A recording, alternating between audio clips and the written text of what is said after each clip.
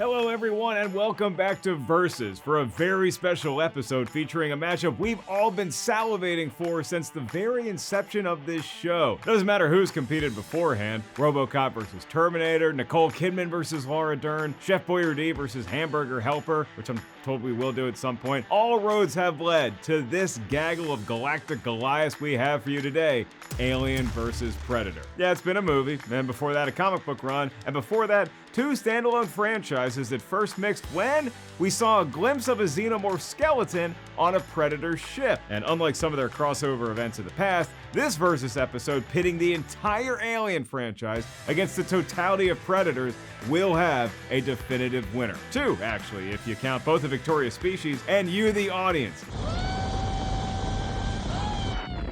Alien took flight in 1979, Predator first hit Earth in 1987, and ever since, the mass populace has been begging to see these two go at it tete-a-tete. Then in 2004, we got an AVP movie, that was followed by a sequel, and then we got some more standalone adventures, and all of them are being tossed into the Vitamix today to settle the score once and for all. Or at least until Ridley Scott makes another Alien flick, or Arnold sees fit to battle one more Predator. Stick around. Here's how we'll determine a winner. Round 1, box office. Round 2, Tomatometer / audience score. Round 3, oh the humanity. Round 4, hunting season is open. And then we'll do a wild card round that could involve anything from cooler creature look to deadlier blood to who would win more Olympic events. Let's see, I'd have face huggers in power walking, predators in javelin, and for some reason I feel like xenomorphs could easily win a hot dog eating contest, which I've been told is currently not an Olympic event, to which I'll reply, just you wait.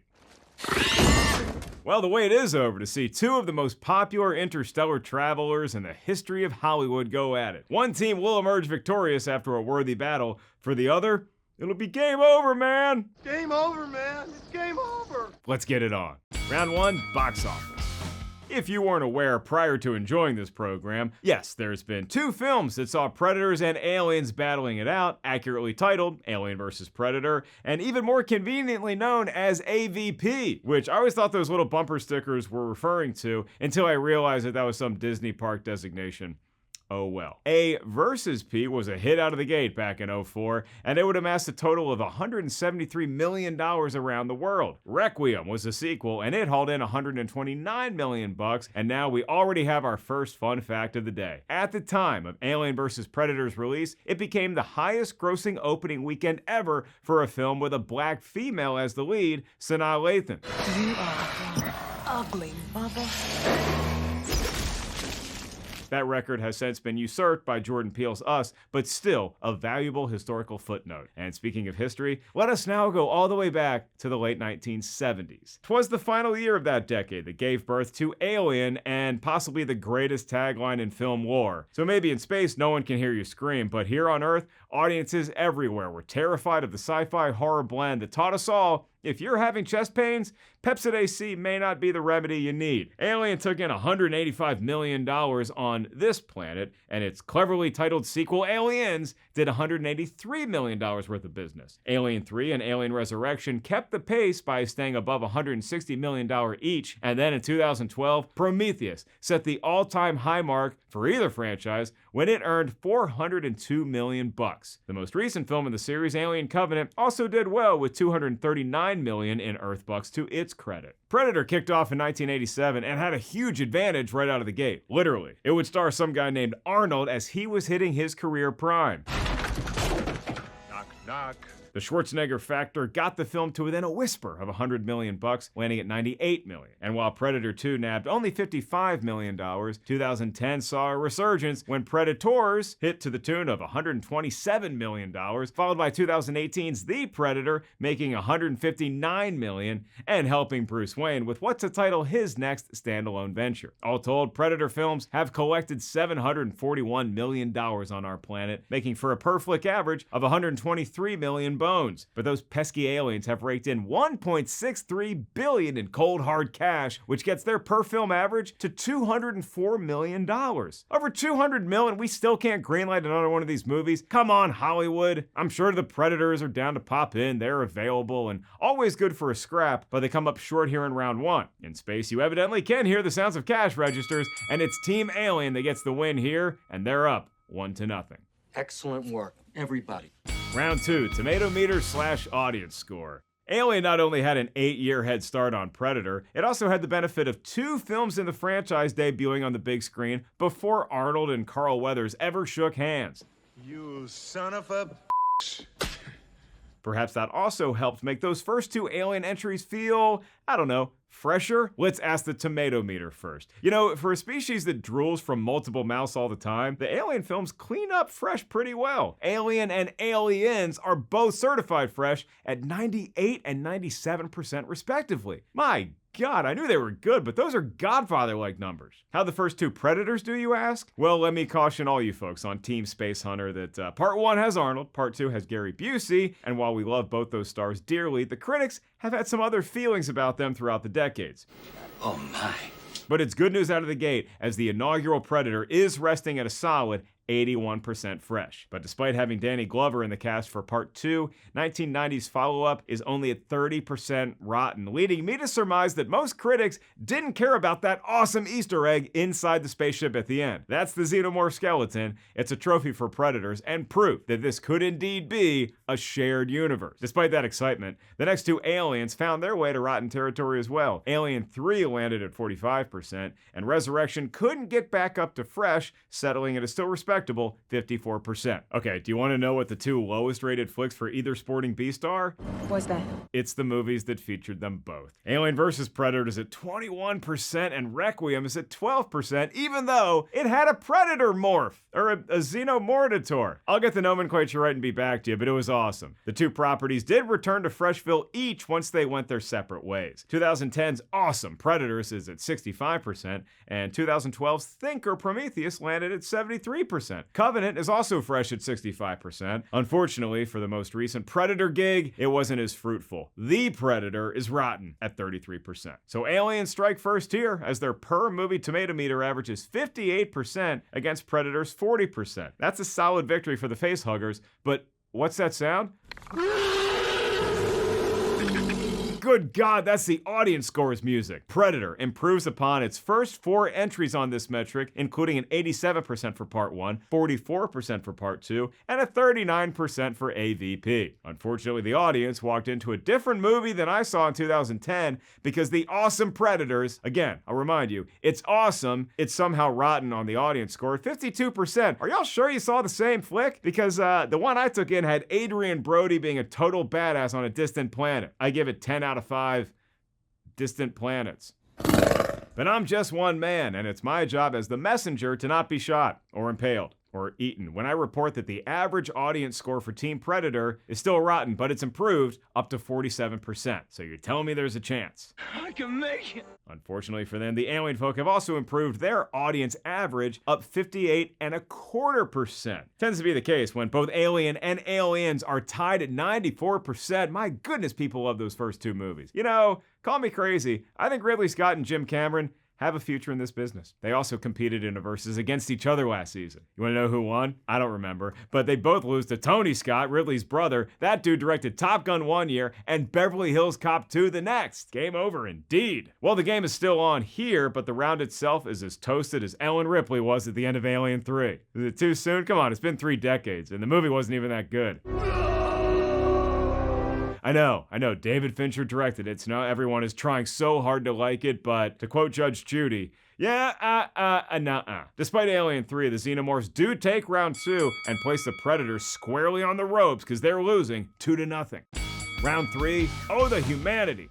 Yep, just like in the Transformers flicks or the Jurassic Park movies, we do need to have some level of humanity to keep the action grounded and relevant to us Earthlings. Luckily, that necessity has blessed us with 2 of the great action leads of all time. Sigourney Weaver as Ellen Ripley, and of course, you guessed it, from Predator, Gary Busey as Special Agent Peter Keyes. I'm kidding, it's Arnold Schwarzenegger as Dutch Schaefer. I'll take care of him. No. Let him go. Did you know that was his last name? Because it is. Busey's pretty great in Predator 2, though. But let's start with 1979 and Ellen Ripley, who is much more than just a protagonist with her back against the wall of a spaceship. Her fight-or-flight instinct was to engage in mortal combat with an otherworldly assailant, and in the process, she became far more than just an intrepid cosmos explorer. She was a cinematic pioneer who showed the boys that women can be just as strong, even braver, and as wily when it comes to saving the day. Some dudes had to learn that lesson the hard way. Let's just pour your beer out right now for Harry Dean Stanton and John Hurt in the first film, and that oily slimeball Paul Reiser as the corporate lackey in Aliens. If Sigourney Weaver was note perfect as a reluctant savior in her signature franchise, Predator could not have found a better, more willing, or more able-bodied opponent than Arnold S., the owner of multiple Mr. Olympia titles. Schwarzenegger had found a home in Tinseltown, playing legendary heroes like Conan the Barbarian and cold-blooded cyborg assassins like the Terminator. But all his skills, muscles, and budding acting chops reached new heights with Predator. Him and his team were dropped into the jungle, facing an unknown enemy, and it took every ounce of Dutch's guile to survive by the skin of his teeth, or better yet, the mud-coated skin of his, his entire body was pretty caked in mud. But if Sigourney and Arnie both came out of the gates firing, I give the early edge to Weaver because she kept coming back for more, and maybe that's why the Alien franchise saw more consistent returns at the box office. But with the added xenomorphs and aliens, we also compounded the cool human soldiers. Hudson and Hicks, played respectively by Bill Paxton and Michael Biehn, lent both militaristic know-how and a sense of humor to the proceedings. He's dead. You dogged me, pal.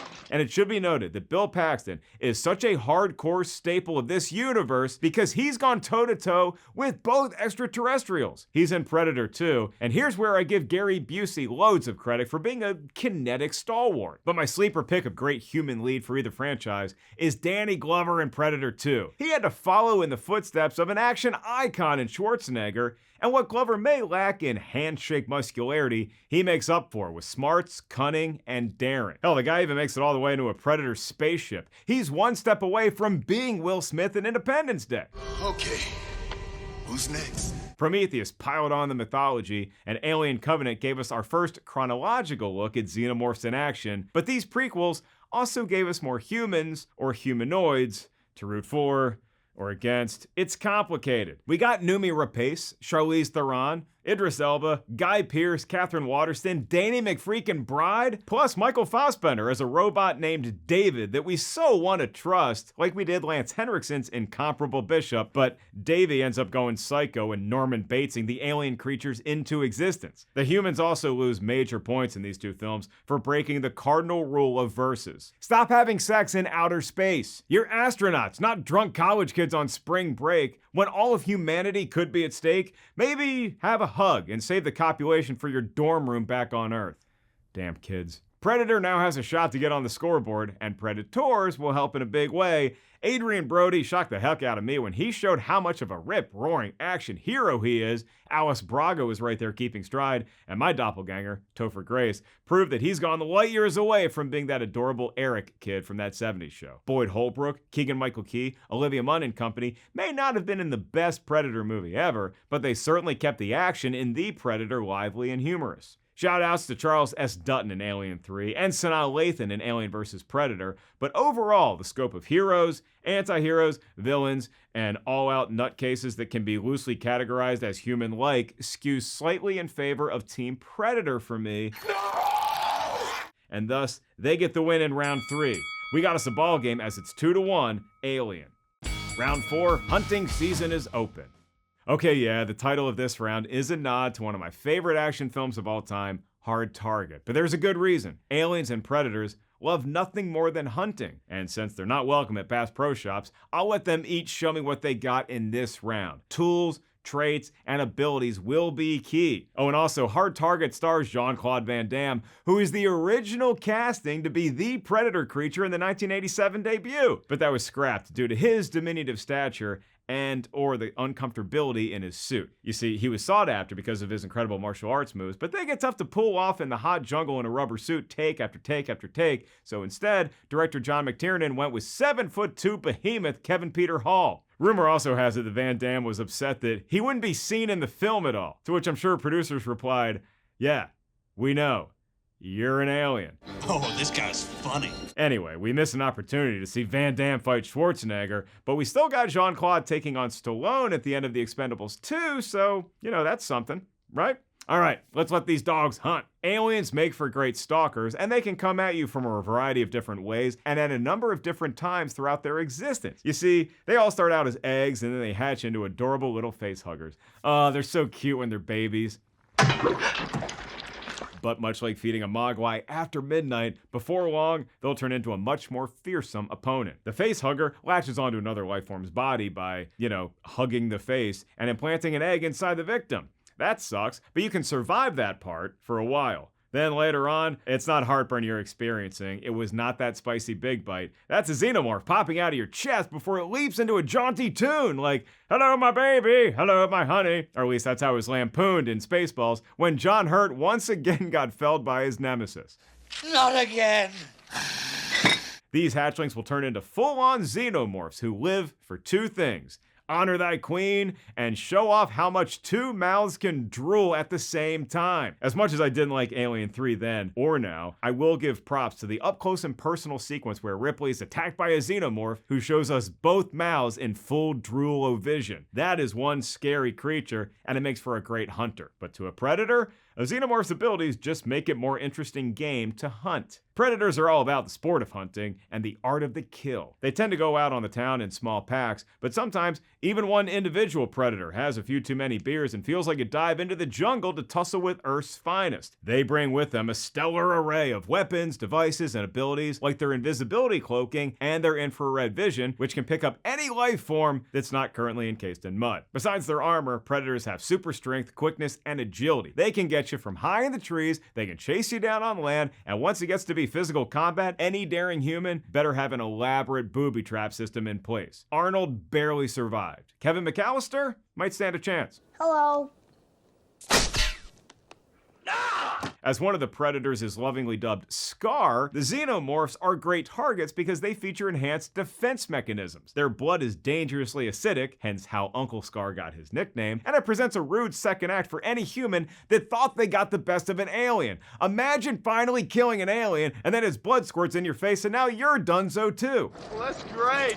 That's just great, man. We learn in the more recent Alien canon films that the xenomorphs came to be courtesy of Cyborg David going cray-cray and making them with the help from the engineers' scary dark goo. While the origin story of the Predator is lesser known, we do know that they will always show up to a battle. Could be deep in the jungle, on the mean surface streets of Los Angeles, or on a faraway planet that serves as the perfect arena for sport. When it all comes down to it, what this round should be honoring isn't just the survivalist nature of the aliens or the warlike tribes of the Predators, it's human being Stan Winston and his effects team that is still unrivaled in the annals of cinema history. Winston helped create the OG Predator and added his expertise to James Cameron's Aliens, standing on the shoulders of folks like H.R. Geiger and Carlo Rambaldi, who both won an Oscar for the special effects of Alien in 1979. As far as these two warrior species themselves, both hunt for survival, but the Predators also enjoy the competitive aspect of the sport. They even have an honor code, sort of, as evidenced when a samurai-like death is awarded to a worthy adversary towards the end of Predators, which is again just one of the many reasons why that movie kicks ass. Looking good there, boss.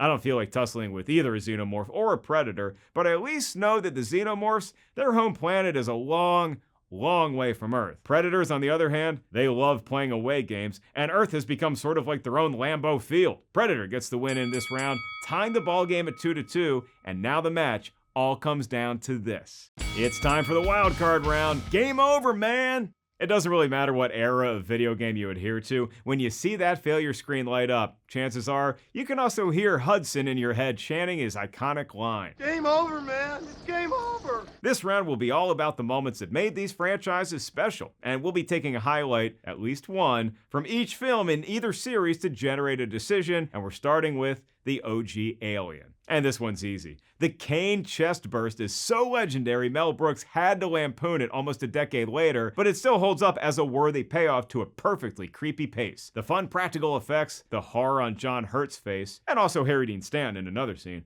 work so well as a marriage of horror and science fiction. It also shows us the genesis of a creature we're going to be seeing a whole lot more of in Aliens. So whereas Alien was more creepy and crawly, Aliens is an all-out action assault from a barge load of capable soldiers. There's big guns, bigger egos, and the biggest xenomorphs that we'd ever seen up to that point. The human cost was aplenty, and major props to Bishop, who may have been the most human of us all. Bishop? Hey, man. Or at least we thought, until that android was split in half and he started leaking weird spoiled milk everywhere. Who knew robots were so gross? 1987's Predator has so many moments of greatness, a handful of each from various celebrities in that helicopter. Future Governor Jesse Ventura's toughness, should-be Governor Carl Weathers' veteran leadership, and future Governor Arnold's everything. If it's quotes you like, this is the movie for you. From the CIA making Action Jackson push too many pencils, right through the Governor's quip insulting the Predator's, skincare regimen. You're one ugly mother. The one-liners are almost as great as the action itself. Predator 2 has some solid gang violence sequences that a few Predators happen to get involved in, but the big winner in this film is Danny Glover, who defeats a Predator in an upset that sports fans would have to liken to a 16 seed topping a 1 seed in March Madness. And I'm sorry to bring up bad memories, UVA fans, but Danny Glover was the University of Maryland, Baltimore County on that day. Everybody with me so far? Alien 3, we know how I feel about it. It's kind of a bore fest with a few good Charles S. Dutton speeches, but the last hour of the film, we're basically running around closing garage doors on aliens until Ripley makes the ultimate sacrifice to ensure that these aliens are never a risk to us here on Earth. It's an incredibly noble, and I appreciate her very on-brand sacrifice, but the weak effects dull the impact for me. But I do love Ellen Ripley, who freshly shaved her head, facing her foe up close and personal one more time. Alien Resurrection added Winona Ryder and Ron Perlman to the franchise, but the coolest part about this misfire was the dead-on accuracy that the Ripley clone has shooting hoops. That's right. Of all the stuff that happens in Alien Resurrection, the best part about it is that it still holds up as one of the better intergalactic basketball movies ever. Sorry, Space Jam. Predators is awesome throughout, in case you didn't know how I felt about that movie. And today, my favorite sequence is seeing the campsite of a gaggle of predators. Hey, they eat and drink and sleep just like we do. They're also so tough that even Danny Trejo is relegated to the role of a decoy. And I just love this whole movie's premise. It's a planet that we use as a game preserve. It's fun to watch, not really a hoot to visit in person. The team of humans is as quick-witted and rambunctious as ever in The Predator, and we get to meet a super predator, who's somehow bigger and more menacing than any of the others we've ever met before. Meanwhile, Prometheus did a great chunk of world building when it didn't have, scientists unable to control their sexual desires. What are y'all, living in the Notebook? Settle down, take a cold shower. And Covenant reminded us just how powerful xenomorphs can be when one of them uses its noggin to smash open a spaceship windshield. Safe flight repair, safe flight replace. So for about time thus far, I do have to go back to my favorite film in either canon. Easy, Predators. I love you, but I'm talking about Aliens. It marries the horror of the first film with the best action of any Predator movie. And despite the many great quips featured in the first Predator flick, the climax of Aliens takes the one-liner cake. Get away from her, you. Ripley snarling, "Get away from her, you beep," while owning the load lifter is simply one of the greatest walk-off lines in movie history. Drop the mic, fist bump Newt, and accept your trophy as the winner of this epic matchup today on Versus. It's Aliens winning this round and thus the match 3-2. And now that I put that decision out into the world, it'll get beamed up into outer space, and it shouldn't be more than a decade or so before Predators discover that I ruled against them and decide that they're up for another Earthling hunt. And I am no Adrian Brody, so I will concede that I will squeal like a little ham when they slice me up for a snack. But hey everyone, and especially you Predators out there, this is all just my opinion. It could change if either one of y'all start cranking out great films again, and I would be the first in line to see it. So now, it's your turn, dear viewer. Hit me up with your take on social media at Mark Ellis Live, and be sure to stick close to Rotten Tomatoes for all the latest in the world of movie, Predators, TV, and aliens. You always hear every so often that Ridley Scott is itching for a crack at one more, so let's get this thing chugling. That's all for us today here on Versus. I'm your host, Mark Ellis, and until next time, I promise my chest pains are strictly related to the spicy big bite I did have at 3 a.m. last night. I hope.